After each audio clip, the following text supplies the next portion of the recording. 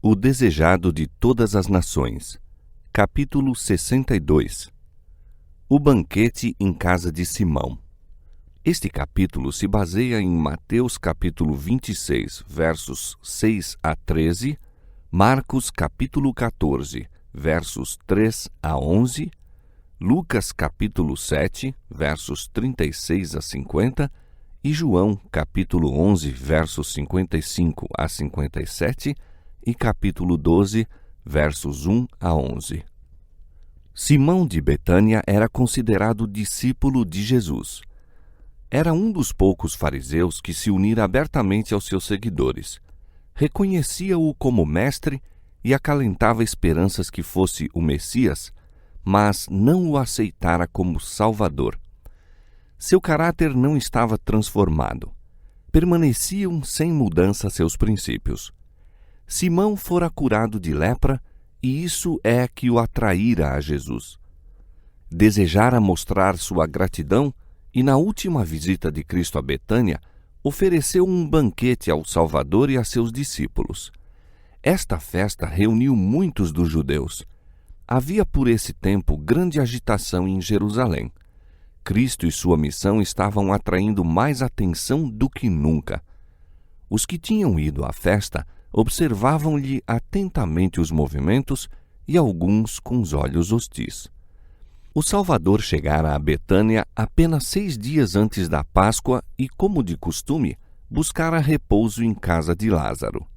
As multidões de viajantes que se dirigiam rumo à cidade divulgaram as novas de que ele estava a caminho para Jerusalém e descansaria o sábado em Betânia. Havia entre o povo grande entusiasmo. Muitos afluíam a Betânia, alguns por simpatia para com Jesus e outros por curiosidade de ver a pessoa que fora ressuscitada dos mortos. Muitos esperavam ouvir de Lázaro uma história maravilhosa das cenas testemunhadas depois da morte. Surpreendiam-se de que ele não lhes contasse coisa alguma. Não tinha nada para contar a respeito. Declara a inspiração: os mortos não sabem coisa nenhuma. O seu amor, o seu ódio e a sua inveja já pereceram. Mas Lázaro tinha um maravilhoso testemunho a dar com respeito à obra de Cristo. Para esse fim fora ressuscitado. Com segurança e poder, declarava que Jesus era o Filho de Deus. As notícias levadas para Jerusalém pelos que visitavam Betânia aumentavam a agitação. O povo estava ansioso de ver e ouvir a Jesus. Havia uma geral interrogação se Lázaro o acompanharia a Jerusalém e se o profeta seria coroado rei durante a Páscoa. Os sacerdotes e príncipes viram que seu domínio sobre o povo continuava a enfraquecer e mais acerbo se tornava seu ódio contra Jesus. Mal podiam esperar a oportunidade de o tirar de seu caminho para sempre. À medida que o tempo passava, começaram a temer que afinal talvez não fosse a Jerusalém. Lembravam-se de quantas vezes lhes frustrara os desígnios assassinos e temiam que lhes houvesse lido os pensamentos contra ele e permanecesse ausente. Mal podiam ocultar sua ansiedade e indagavam entre si: que vos parece? Não virá a festa? Foi convocado o concílio dos sacerdotes e fariseus. Desde a ressurreição de Lázaro, aumentara tanto a simpatia do povo para com Jesus que seria perigoso lançar mão dele abertamente. Assim decidiram as autoridades prendê-lo em segredo e efetuar o julgamento o mais silenciosamente possível. Esperavam que, ao se tornar isso conhecido, a inconstante onda da opinião pública se voltaria a seu favor. Assim se propuseram a destruir Jesus. Mas enquanto Lázaro existisse, sabiam os sacerdotes e rabis que não se achavam em segurança.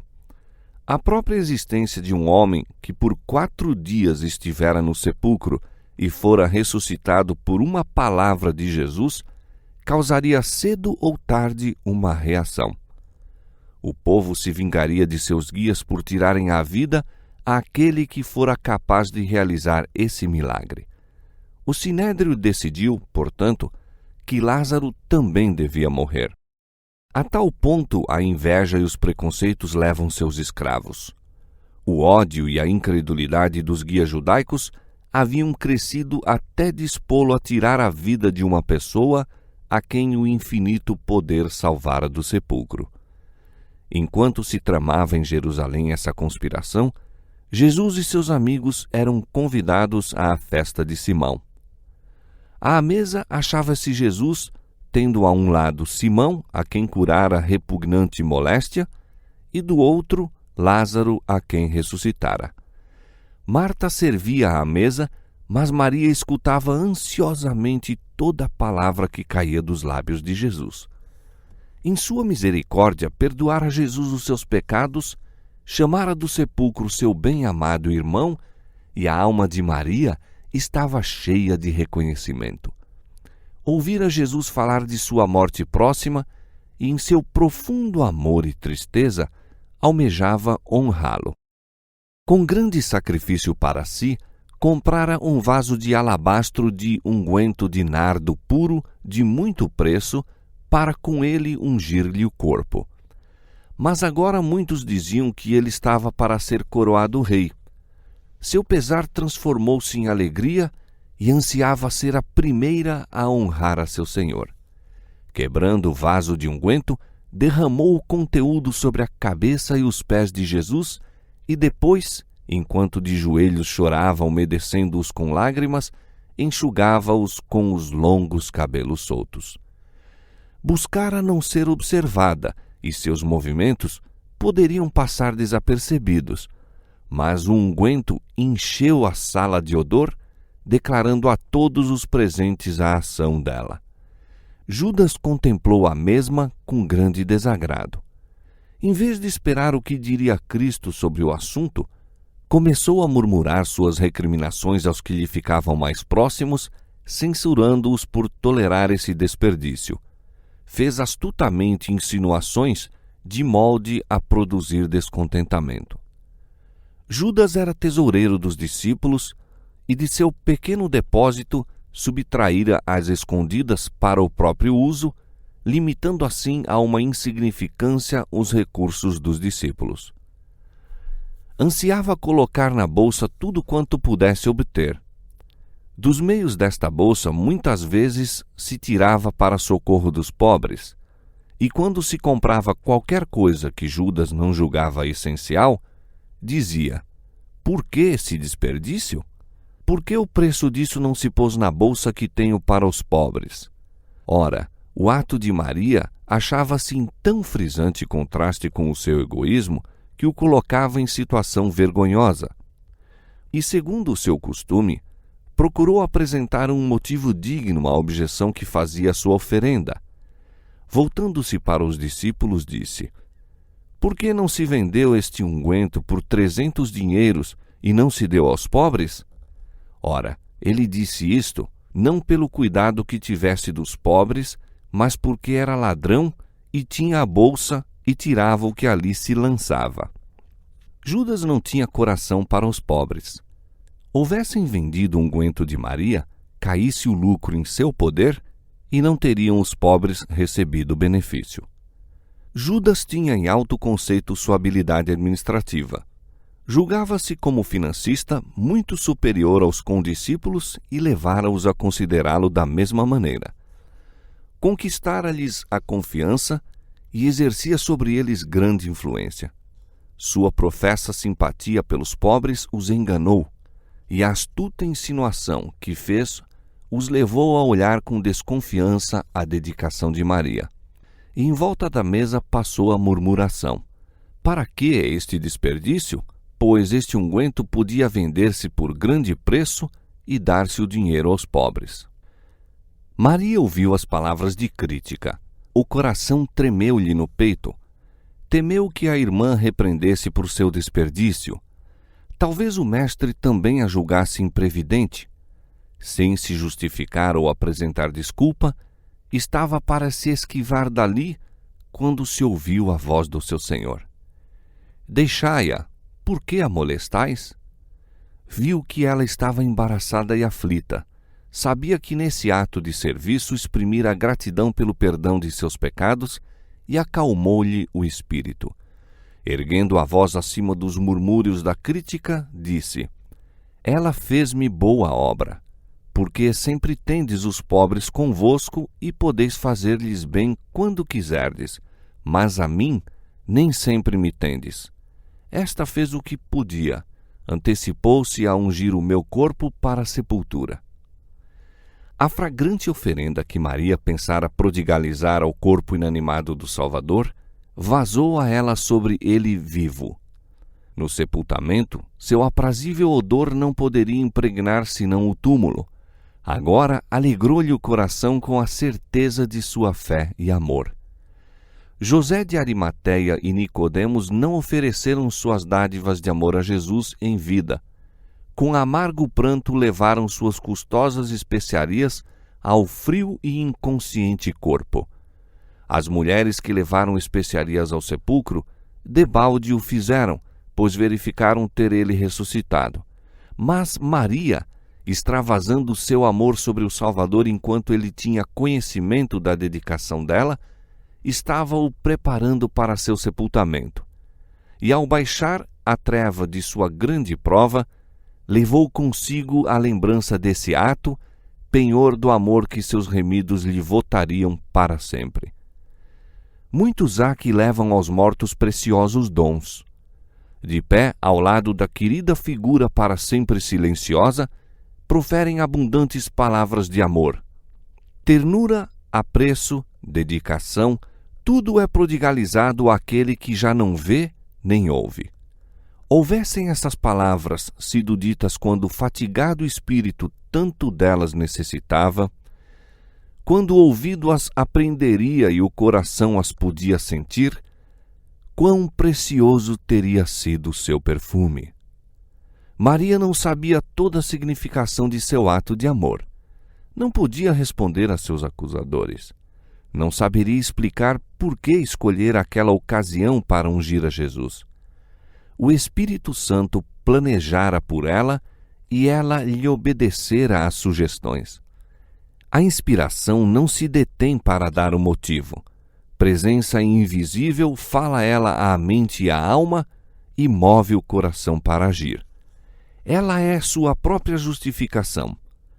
Cristo explicou a Maria o significado de seu ato e com isso lhe deu mais do que recebera. Ora, derramando ela este unguento sobre o meu corpo, disse ele, fê-lo preparando-me para o meu enterramento. Como o vaso de alabastro foi quebrado e encheu toda a casa com sua fragrância, assim Cristo havia de morrer e seu corpo ser quebrantado, mas ele se ergueria da tumba e o perfume de sua vida havia de encher a terra. Cristo nos amou e se entregou a si mesmo por nós, em oferta de sacrifício a Deus, em cheiro suave. Em verdade vos digo, declarou Cristo, que em todas as partes do mundo onde este evangelho for pregado, também o que ela fez será contado para sua memória. Contemplando o futuro, o Salvador falou com segurança a respeito de seu evangelho. Ele devia ser pregado por todo o mundo. E onde quer que se estendesse o evangelho, a oferenda de Maria havia de espargir sua fragrância e por sua ação espontânea seriam abençoados outros corações. Erguer-se-iam e cairiam impérios, seriam esquecidos nomes de monarcas e conquistadores, mas o feito dessa mulher seria imortalizado nas páginas da história sagrada.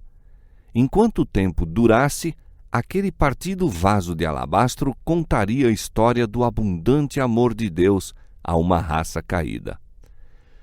O ato de Maria achava-se em assinalado contraste com o que Judas estava para praticar. Que incisiva lição poderia ter Cristo dado àquele que lançara a semente da crítica e do mau juízo na mente dos discípulos? Com quanta justiça poderia o acusador haver sido acusado? Aquele que lê os motivos de cada alma e entende toda a ação poderia ver aberto aos olhos dos convivas da festa sombrios capítulos da vida de Judas. Poderia ter sido patenteada a vã pretensão em que o traidor baseava suas palavras, pois, em vez de compadecer-se dos pobres, roubava-os do dinheiro que se destinava a socorrê-los. Poderia haver sido excitada indignação contra ele por sua opressão à viúva, ao órfão e ao jornaleiro. Houvesse, porém, Jesus desmascarado Judas, isso teria sido apresentado como causa da traição. E se bem que acusado de ladrão, Judas teria captado simpatia mesmo entre os discípulos. O Salvador não o repreendeu e evitou assim dar-lhe desculpa para a traição. O olhar que Jesus lhe lançou, no entanto, convenceu a Judas de que o Salvador lhe penetrara a hipocrisia e lera seu baixo, desprezível caráter. E louvando Maria, tão severamente reprovada, Cristo repreendera a Judas. Antes disso, o Salvador nunca lhe fizera uma censura direta. Agora, a reprimenda irritou-lhe o coração. Decidiu vingar-se. Da ceia, saiu diretamente para o palácio do sumo sacerdote, onde encontrou reunido o conselho e ofereceu-se para lhes entregar Jesus nas mãos. Os sacerdotes se regozijaram. A esses guias de Israel fora concedido o privilégio de receber a Jesus como Salvador, sem dinheiro e sem preço. Mas recusaram o precioso dom a eles oferecido no mais terno espírito de constrangedora afeição. Recusaram aceitar aquela salvação que é mais valiosa do que ouro e compraram seu Senhor por 30 moedas de prata. Judas condescendera com avareza até que ela lhe dominara todos os bons traços de caráter. Invejou a dádiva feita a Jesus. Seu coração queimou de inveja de que o Salvador fosse objeto de uma oferenda digna dos monarcas da terra. Por uma quantia muito inferior à do vaso de unguento, traiu a seu Senhor. Os discípulos não eram como Judas. Amavam o Salvador. Não lhe apreciavam, entretanto, o elevado caráter. Houvessem compreendido o que fizera por eles, e teriam sentido que coisa alguma que lhe fosse oferecida era desperdiçada. Os magos do Oriente, que tão pouco sabiam a respeito de Jesus, haviam mostrado mais verdadeiro apreço da honra que lhe era devida. Levaram preciosas dádivas ao Salvador e diante dele se inclinaram em homenagem quando era ainda um simples bebê deitado na manjedoura. Cristo dá valor aos atos de sincera cortesia. Quando qualquer lhe presta um favor, com celestial delicadeza ele o abençoava. Não recusava a mais singela flor arrancada pela mão de uma criança e a ele oferecida com amor. Aceitava as ofertas dos pequeninos e abençoava os doadores, inscrevendo-lhes o nome no livro da vida. A unção feita por Maria acha-se nas Escrituras mencionada como distintivo das outras Marias. Atos de amor e reverência para com Jesus são uma demonstração de fé nele como Filho de Deus. E o Espírito Santo menciona como testemunho de lealdade para com Cristo: se lavou os pés aos santos, se socorreu os aflitos, se praticou toda boa obra. Cristo se deleitava no sincero desejo de Maria de fazer a vontade de seu Senhor. Aceitava a riqueza do puro afeto que seus discípulos não compreendiam, não queriam compreender. O desejo que Maria tinha de prestar esse serviço a seu Senhor era para ele de mais valor que todos os preciosos ungüentos da terra, pois exprimia seu apreço pelo Redentor do mundo. Era o amor de Cristo que a constrangia. Enchia-lhe a alma a incomparável excelência do caráter de Cristo. Aquele unguento era símbolo do coração da doadora. Era demonstração exterior de um amor nutrido por correntes celestiais e que chegara a ponto de extravasamento. A obra de Maria era exatamente a lição que os discípulos necessitavam para mostrar-lhes que seriam aprazíveis a Cristo as expressões de amor por parte deles. Jesus fora-lhes tudo e não percebiam que em breve seriam privados de sua presença, que dentro em pouco não lhe seria dado oferecer-lhe nenhum sinal de reconhecimento por seu grande amor. A soledade de Cristo, separado das cortes celestiais, vivendo a vida da humanidade, nunca a compreenderam nem apreciaram devidamente os discípulos. Foi muitas vezes magoado porque não lhe dispensavam aquilo que deles deveria ter recebido. Sabia que, estivessem sob a influência dos anjos celestiais que o acompanhavam, também haviam de considerar que nenhuma dádiva era de suficiente valor para exprimir o espiritual afeto do coração. Seu reconhecimento posterior deu-lhes o verdadeiro sentimento quanto às muitas coisas que poderiam ter feito para Jesus, exprimindo o amor e o reconhecimento de seu coração enquanto lhe estavam ao lado. Quando não mais Jesus se achava entre eles e se sentiam na verdade como ovelhas sem pastor, começavam a ver como poderiam ter manifestado para com ele atenções que lhe teriam alegrado o coração. Não mais então censuraram a Maria, mas a si mesmos. Oh, se lhes fosse dado retirar sua crítica e apresentarem os pobres como mais dignos da oferenda do que Jesus! Sentiram vivamente a reprovação ao tirarem da cruz o ferido corpo de seu Senhor. A mesma falta se manifesta hoje em nosso mundo. Poucos somente apreciam o que Cristo é para eles.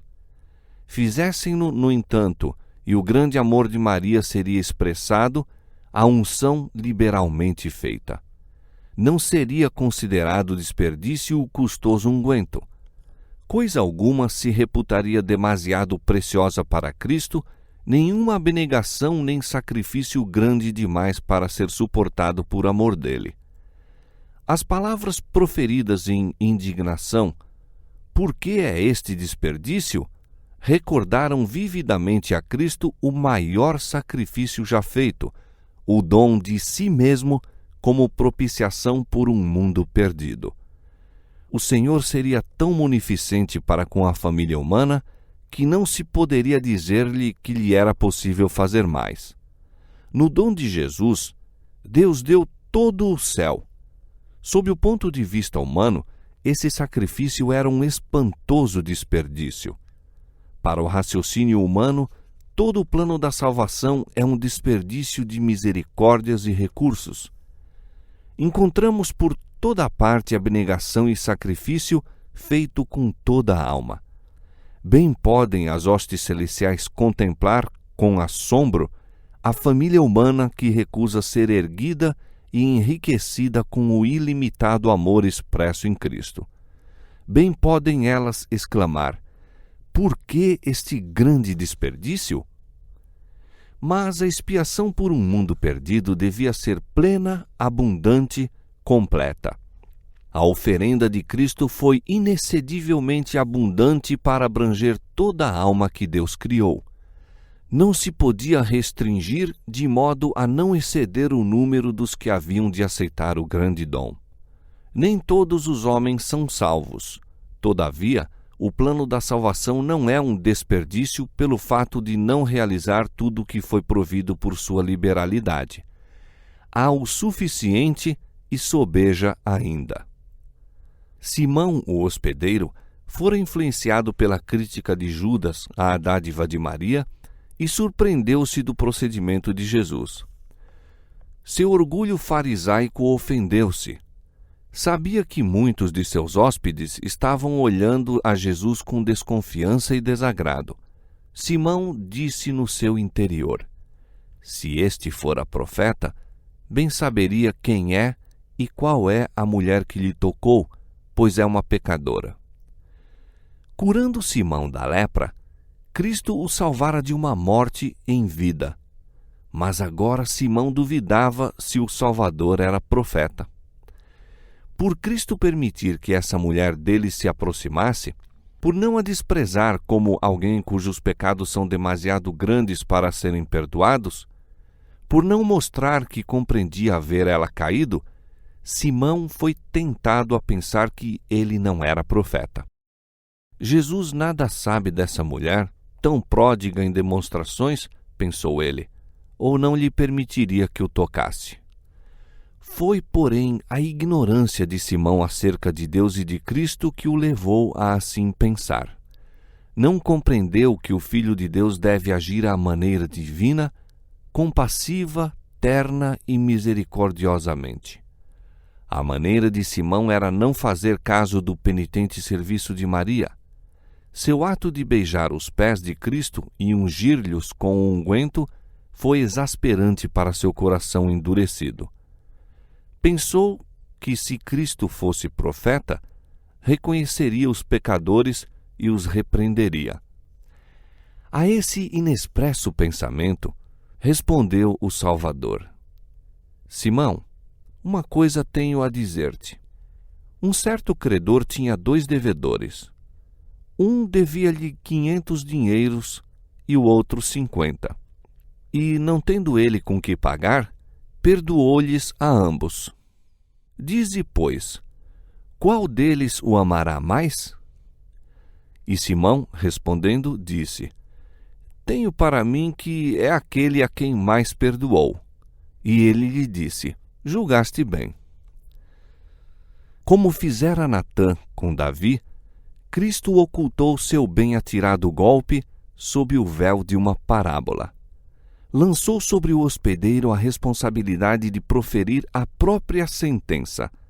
Simão induzira ao pecado a mulher que ora desprezava. Fora por ele profundamente prejudicada. Pelos 2 devedores da parábola eram representados Simão e a mulher. Jesus não intentava ensinar que diferentes graus de obrigação houvessem de ser sentidos pelas 2 pessoas, pois cada um tinha um débito de gratidão que nunca se poderia solver.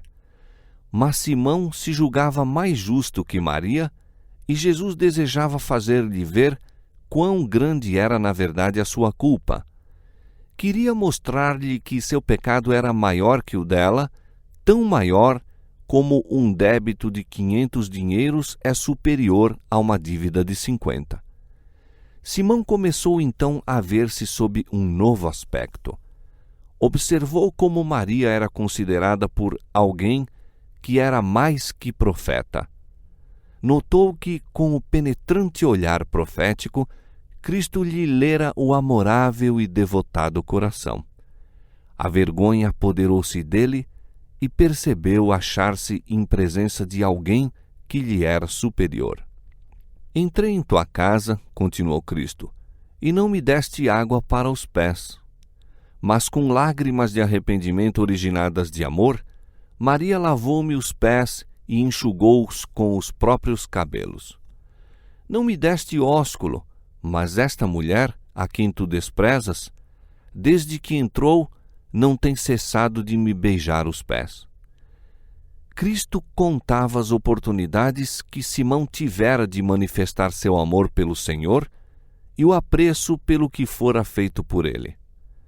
Claramente, se bem que com delicada polidez, o Salvador assegurou a seus discípulos que o coração se lhe magoa quando seus filhos se descuidam de manifestar gratidão para com ele por palavras e atos de amor.